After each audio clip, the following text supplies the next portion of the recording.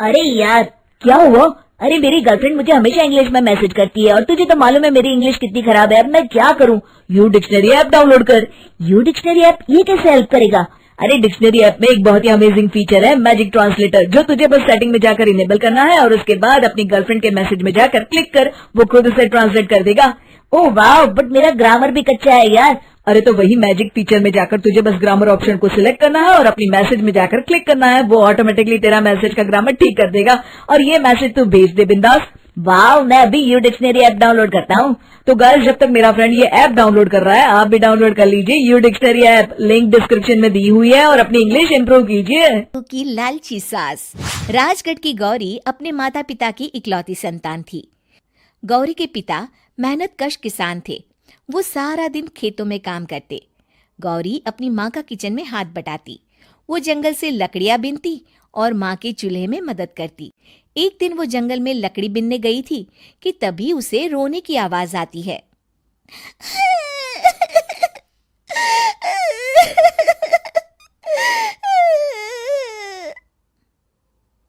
अरे, यहाँ कौन रो रहा है? इस जंगल में भला किसी के रोने की आवाज? जरूर कोई जंगल में फंस गया होगा। वो देखती है तो उसे एक परी दिखाई देती है जिसका एक पंख टूटा होता है। अरे, तुम कौन हो और क्यों रो रही हो? मैं परीलोक की रानी हूँ। पृथ्वीलोक में घूमने आई थी, लेकिन देखो ना, मेरे पंख ही टूट गए। अब मैं कैसे उड़ान भरूंगी? अरे, इसे जोड़ना तो आसान है। रुको, मैं अभी जोड़ देती हूँ।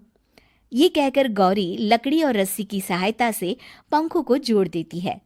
परी अपने जुड़े हुए पंखों को देखकर खुश हो जाती है और गौरी को वरदान देती है कि वो पूर्णिमा की रात किसी भी चीज को हाथ लगाएगी तो वो सोने की हो जाएगी। लेकिन गलती से अगर उसने किसी इंसान को छू लिया तो वो अगली पूर्णिमा तक सोने का ही रहेगा। गौरी घर आती है और सारी बात अपने माता पिता को बताती है। गौरी की माँ उसे कहती है, तू भी ना गौरी, सारा दिन परियों की कहानियां पढ़कर स्वप्न लोक में ही रहती है। नहीं माँ, मैं सच बोल रही हूँ। देखो, आज पूर्णिमा की रात है ना, इसलिए डर के मारे मैं कोई सामान भी नहीं छू रही हूँ। अच्छा, ऐसी बात है बिटिया रानी, तो जरा इस घड़े को हाथ लगा दे। गौरी घड़े को जैसे ही हाथ लगाती है वो सोने का हो जाता है। गौरी के माता पिता घड़े को देखकर हैरान रह जाते हैं। अगले दिन गौरी के पिता उस घड़े को सुनार के पास बेचने जाते हैं तो रास्ते में उन्हें कंचा काकी मिलती है। वो सोने का घड़ा देखकर गौरी के पिता से पूछती है, अरे गौरी के बापू, ये पीतल तो बड़ा चमक रहा है। अरे काकी, ये पीतल नहीं, सोना है, सोना बेचने ले जा रहा हूँ।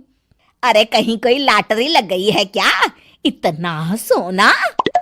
गौरी के पिता काकी को गौरी को परी द्वारा दिए वरदान के बारे में बताते हैं।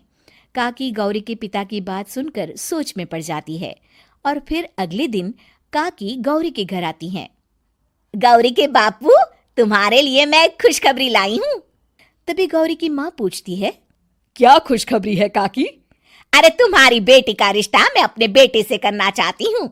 अरे कब तक अपनी सयानी लड़की को घर पर बिठा कर रखोगी? हाँ, देखो काकी, मैं ऐसे ही व्यक्ति से अपनी बेटी की शादी कराऊंगा जो गौरी के वरदान से नहीं, उसके गुणों को समझे। अरे हमें तो गौरी के गुण अच्छे लगे, इसीलिए तो आ गई हूँ मैं। फिर गौरी के माँ बाप मान जाते हैं और उसकी शादी काकी के बेटे से हो जाती है। अगले दिन, अरे गौरी, कल पूर्णिमा की रात है।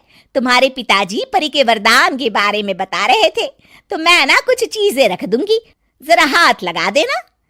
तभी गौरी का पति वहां आ जाता है और अपनी माँ से कहता है, माँ, क्या जरूरत है गौरी के वरदान को इस्तेमाल करने की? वैसे भी मेरी मेहनत से घर तो चल ही रहा है ना। और गौरी के पिता ने भी यही कहा था कि वो ऐसे ही व्यक्ति से उनकी बेटी की शादी करेंगे जो गौरी के वरदान से नहीं, उसके गुणों को समझे। अरे बस कर किताबी बातें। तेरे लिए क्या लड़कियों की कमी थी जो मैं ये किसान की बेटी घर ले आती? और सुन गौरी, कल अगर तूने सारी चीजों को सोने का नहीं किया तो मैं तुझे घर से निकाल दूंगी और अपने बेटे की दूसरी शादी करवा दूंगी, समझी? इतना कहकर गौरी की सास वहां से चली जाती है। अगली पूर्णिमा की रात गौरी की सास गौरी के सामने ढेर सारे बर्तन रख देती है और कहती है, जल्दी कर गौरी, रात खत्म हो जाएगी। जल्दी जल्दी इन सारे बर्तनों को हाथ लगाकर सोने का कर दे। गौरी करती भी तो क्या, वो जैसे ही एक छोटे से बर्तन को छूने वाली होती है कि उसकी सांस भड़क जाती है। क्या मजाक बना रखा है? इतने छोटे से बर्तन में क्या होगा? ये ले, ये बड़ा वाला बर्तन। जैसे ही बड़ा सा बर्तन लेकर गौरी की सांस उसकी तरफ बढ़ती है, वैसे ही बर्तन के बाहर से वो धड़ाम से गिर जाती है। सांस को गिरा देख गौरी उन्हें संभालने दौड़ती है और वो सांस को हाथ लगाकर कहती है, अरे सासू माँ, क्या हो गया आपको? कहीं चोट तो नहीं लगी ना? लेकिन जैसे ही वो हाथ सांस से हटाती है तो देखती है कि उसकी सांस सोने की हो गई है। गौरी सोनी की सांस को देखकर रोने लगती है और अपने पति से कहती है, मुझे परी ने कहा था कि अगर मैं किसी इंसान को हाथ लगाती हूँ तो वो अगली पूर्णिमा तक सोने का ही रहेगा। अब मैं क्या करूं? अरे करना क्या है, माँ को उठाकर अलमारी में रख दो। और हाँ, लालच का फल बुरा ही होता है। ज्यादा बड़े बर्तन को सोने का बनाने के चक्कर में माँ का ये हाल हुआ है। ये कहकर वो दोनों माँ की तरफ देखने लगते हैं।